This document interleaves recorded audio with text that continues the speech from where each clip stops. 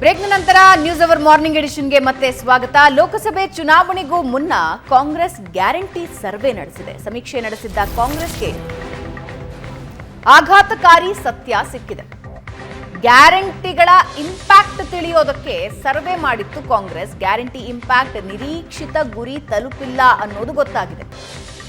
ಲೋಕಸಭೆಗೆ ಮತಗಳಾಗಿ ಪರಿವರ್ತನೆಯಾಗೋ ನಿರೀಕ್ಷೆ ಕಾಣಿಸ್ತಾ ಇಲ್ಲ. ಗ್ಯಾರಂಟಿಗಳ ಮೂಲಕ ಲೋಕಸಭೆ ಗೆಲ್ಲೋದಕ್ಕೆ ಹೊರಟಿದ್ದ ಕೈಪಡೆಗೆ ಇದು ಒಂಚೂರು ಶಾಕ್ ಕೊಟ್ಟಿದೆ. ಸಮೀಕ್ಷೆ ವರದಿಯಿಂದ ಸಿಎಂ ಡಿಸಿಎಂ ಸೇರಿ ಕೈ ನಾಯಕರಲ್ಲಿ ತಳಮಳ ಶುರುವಾಗಿದೆ. ಲೋಕಸಭೆಗೂ ಮುನ್ನ ಗ್ಯಾರಂಟಿ ಮನೆ ಮನೆಗೆ ತಲುಪಿಸೋದಕ್ಕೆ ಈಗ ಪ್ಲಾನ್ ಮಾಡ್ತಿದ್ದಾರೆ. ಸಮಿತಿ ರಚನೆ ಮಾಡೋ ಮೂಲಕ ಗ್ಯಾರಂಟಿ ಪ್ರಚಾರಕ್ಕೆ ನಿರ್ಧಾರ ತೆಗೆದುಕೊಂಡಿದ್ದಾರೆ. ಒಂದು ಸಮಿತಿ ಮೂಲಕ ಎರಡು ಹಕ್ಕಿ ಹೊಡೆಯೋದಕ್ಕೆ ಕಾಂಗ್ರೆಸ್ ತಂತ್ರ ಮಾಡ್ತಾ ಇದೆ. ಗ್ಯಾರಂಟಿ ಅನುಷ್ಠಾನದ ಜೊತೆಗೆ ಕಾರ್ಯಕರ್ತರಿಗೆ ಸ್ಥಾನಮಾನದ ಪ್ಲಾನ್ ಮಾಡಲಾಗಿದ್ದು, ಕಾರ್ಯಕರ್ತರಿಗೆ ಹುದ್ದೆ ನೀಡಿ ಸಂತೈಸೋ ಲೆಕ್ಕಾಚಾರ ಕೂಡ ಮಾಡ್ತಾ ಇದ್ದಾರೆ. ಒಂದು ಕಲ್ಲಲ್ಲಿ ಎರಡು ಹಕ್ಕಿ.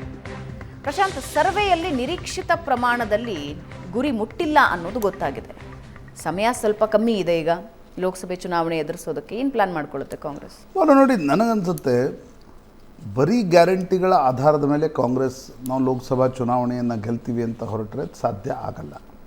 ಆದರೆ ಕಾಂಗ್ರೆಸ್ಗೆ ಅನಿಸ್ತಾ ಇದೆ, ನರೇಂದ್ರ ಮೋದಿ ಎದುರುಗಡೆ ಯಾವುದಾದ್ರೂ ಒಂದು ಕಾರ್ಡ್ ಜನಮಾನಸದಲ್ಲಿ ಪ್ಲೇ ಆಗುತ್ತೆ ಅಂತಾದರೆ ಅದು ಗ್ಯಾರಂಟಿ ಕಾರ್ಡ್ ಆಗಬಹುದು. ಯಾಕಂದರೆ ಒಂದು ವೇಳೆ ಮಧ್ಯಪ್ರದೇಶದಲ್ಲಿ ಲಾಡ್ಲಿ ಬಹನಾ ಯೋಜನೆಯ ಕಾರಣದಿಂದ ಪುನರಪಿ BJP ಇಷ್ಟು ದೊಡ್ಡ ಮಟ್ಟದಲ್ಲಿ ಗೆಲ್ತದೆ ಅಂತಾದರೆ, ಕರ್ನಾಟಕದಲ್ಲೂ ಸೇಮ್ ಆಗಿರ್ತಕ್ಕಂಥ ಅದೇ ಪ್ಯಾಟರ್ನಲ್ಲಿರ್ತಕ್ಕಂಥ ಗೃಹಲಕ್ಷ್ಮಿ, ಗೃಹಜ್ಯೋತಿ, ಶಕ್ತಿ ಯೋಜನೆಗಳಿವೆ. ಅವುಗಳ ಆಧಾರದ ಮೇಲೆ ನಾವು ಚುನಾವಣೆಗಳನ್ನು ಗೆಲ್ಲಬೇಕು ಅಂತಕ್ಕಂಥದ್ದು ಕಾಂಗ್ರೆಸ್ನ ಒಂದು ನಿರೀಕ್ಷೆ.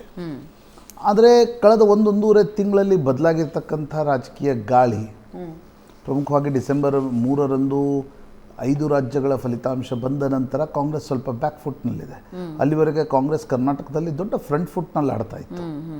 ಬ್ಯಾಕ್ ಫುಟ್ನಲ್ಲಿ ಬಂದ ನಂತರ ಕಾಂಗ್ರೆಸ್ಗೆ ಅನಿಸ್ತಾ ಇರ್ತಕ್ಕಂಥದ್ದು, ಬರೀ ಗ್ಯಾರಂಟಿ ಯೋಜನೆಗಳು ಜನರಿಗೆ ಪೂರ್ಣ ಪ್ರಮಾಣದಲ್ಲಿ ತಲುಪಿಲ್ಲ ಅಂದ್ರೇನು?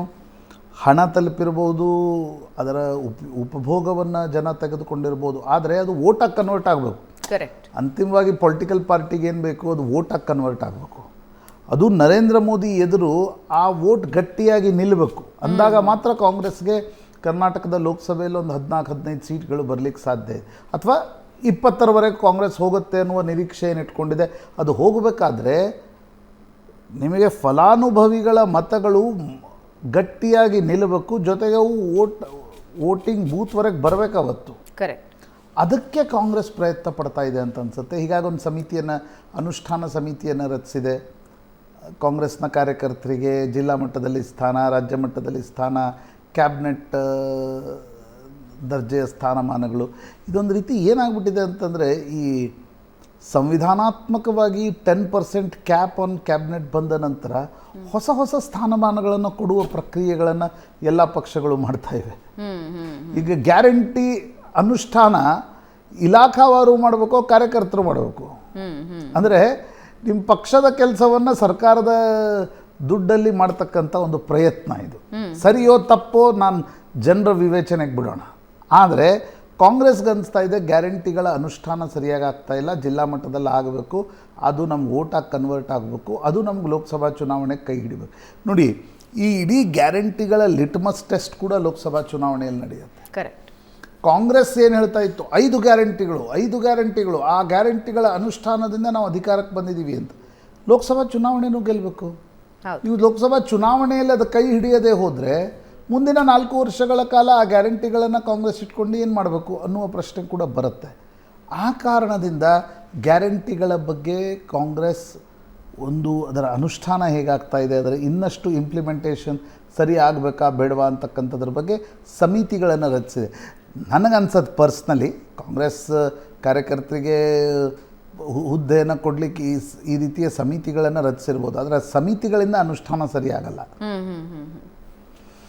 ಕಾಂಗ್ರೆಸ್ನ ಸಂಘಟನೆ ಗಟ್ಟಿಯಾಗಿದ್ದರೆ, ಕಾಂಗ್ರೆಸ್ನ ಜಿಲ್ಲಾವಾರು ಸಚಿವರಿಗೆ ಮತ್ತು ಶಾಸಕರಿಗೆ ರಾಜಕೀಯ ಇಚ್ಛಾಶಕ್ತಿ ಇದ್ದರೆ ಮಾತ್ರ ಈ ಗ್ಯಾರಂಟಿಗಳು ಸರಿಯಾಗಿ ಅನುಷ್ಠಾನಗೊಳ್ತವೆ.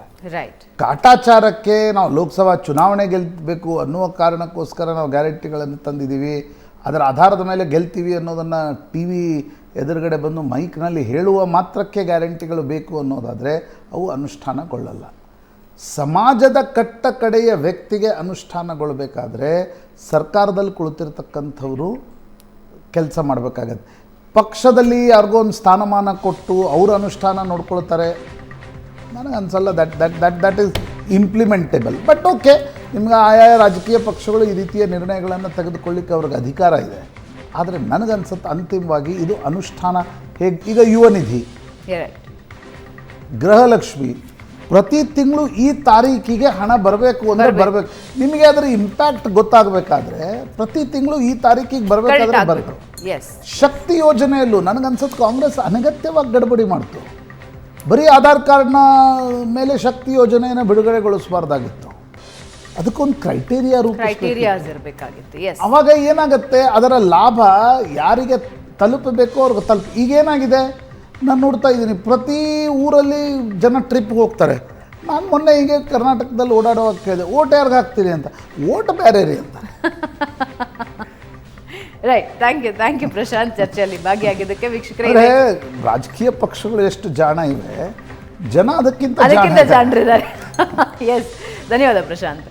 ವೀಕ್ಷಕರೇ, ಇದೇ ಸುದ್ದಿಯೊಂದಿಗೆ ಇವತ್ತಿನ ನ್ಯೂಸ್ ಅವರ್ ಮಾರ್ನಿಂಗ್ ಎಡಿಷನ್ ಮುಗಿಸೋಣ. ನೇರ, ದಿಟ್ಟ, ನಿರಂತರ ಸುದ್ದಿಗಾಗಿ ನೋಡ್ತಾ ಇರಿ ಏಷ್ಯಾನೆಟ್ ಸುವರ್ಣ ನ್ಯೂಸ್.